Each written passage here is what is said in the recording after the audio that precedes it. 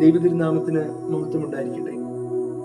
പരിശുദ്ധ സഭ അനുഗ്രഹീതമായിരിക്കുന്നതായ സ്വർഗാരോഹണ പെരുന്നാളിന്റെ ആ പെരുന്നാൾ ദിനത്തിലേക്ക് എത്തിച്ചേർന്നിരിക്കുന്നു. സ്വർഗാരോഹണം എന്നത് ക്രിസ്തീയ സഭ ആചരിക്കുന്ന ഒരു ഓർമ്മദിനം മാത്രമല്ല, യേശുക്രിസ്തുവിന്റെ ഭൂമിയിലെ ദൃശ്യ ജീവിതത്തിന്റെ ഒരു സമാപന ദിനം കൂടിയാണെന്നല്ലോ. പുനരുത്ഥാനത്തിന് ശേഷം 40 ദിവസം നമ്മുടെ കർത്താവായ യേശു ക്രിസ്തു ശിഷ്യന്മാരോട് ഒപ്പം ഉണ്ടായിരുന്നു. ആ ദിനങ്ങളിൽ അവൻ അവർക്ക് ദൈവരാജ്യത്തെക്കുറിച്ച് സംസാരിച്ചു. സംശയങ്ങൾ നീക്കി വരാനിരിക്കുന്നതായ ദൗത്യത്തിനായി അവരെ ഒരുക്കുകയും ചെയ്തു. 40-ാം ദിവസം യേശു ശിഷ്യന്മാരെ കൂട്ടി യെരൂശലേമിന് പുറത്തുള്ളതായ ഒലിവുമലയുടെ സമീപത്തേക്ക് കൊണ്ടുപോയി. അവിടെ വെച്ച് അവൻ അവസാനമായി അവരോട് സംസാരിച്ചു. അവൻ അവരോട് ഇപ്രകാരം പറഞ്ഞു: അവർ യെരൂശലേമിൽ നിന്ന് മാറിപ്പോകരുതെന്നും പിതാവിന്റെ വാഗ്ദാനമായ പരിശുദ്ധാത്മാവിനെ കാത്തിരിക്കണമെന്നും.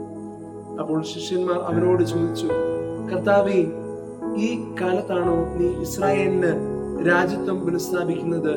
എന്നാൽ യേശു അവരോട് ഉത്തരമായി പറഞ്ഞു: കാലവും സമയവും അറിയുന്നത് അവരുടെ കാര്യമല്ലെന്നും പരിശുദ്ധാത്മാവ് അവരിൽ വരുമ്പോൾ അവർ ശക്തി പ്രാപിച്ച് ഭൂമിയുടെ അറ്റത്തോളം അവന്റെ സാക്ഷികളായി തീരുമെന്നും.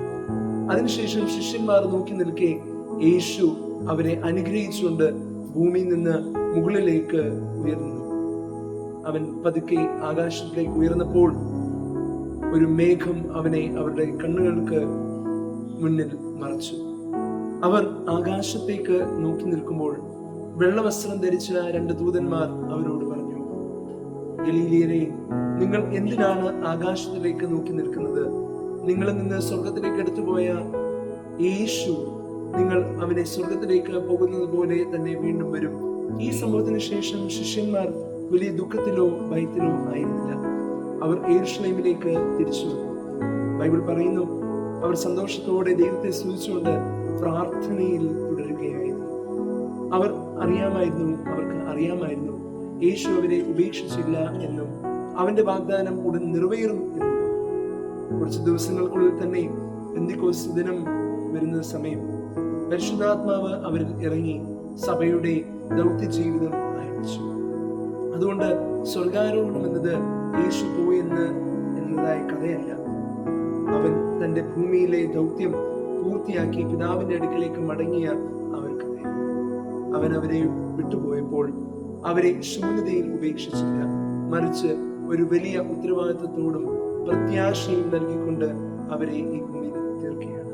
ശിഷ്യന്മാർ അവിടെ നിൽക്കാതെ മുന്നോട്ട് നീങ്ങി ലോകത്തിലേക്ക് അവന്റെ സാക്ഷികളായി പുറപ്പെട്ടു. ഇന്നും പരിശുദ്ധ സഭ ഈ സംഭവം ഓർക്കുന്നത് യേശു ഒരിക്കൽ ചരിത്രത്തിൽ ചെയ്തത് എന്നതിലപ്പുറമായി അവൻ ചെയ്തത് നമ്മളെ എവിടേക്കാണ് നയിക്കുന്നത് എന്ന സത്യം ഓർത്തുകൊണ്ടാണ്. സ്വർഗാരോഹണം യേശുവിന്റെ ഭൂമിയിലെ ദൃശ്യ സാന്നിധ്യത്തിന്റെ അവസാനവും സഭയുടെ ദൗത്യത്തിന്റെ യഥാർത്ഥ തുടക്കവുമാണ്.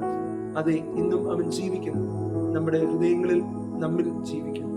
നിശ്ചയമായിട്ടും വിശുദ്ധിയുടെ മാർഗം കൈവിടാതെ അവനെ കാത്ത് അവനു വേണ്ടി നമ്മളെ സമർപ്പിച്ചുകൊണ്ട് അവനു വേണ്ടി ഒരുങ്ങുവാൻ നമുക്ക് സാധിക്കട്ടെ. ദൈവം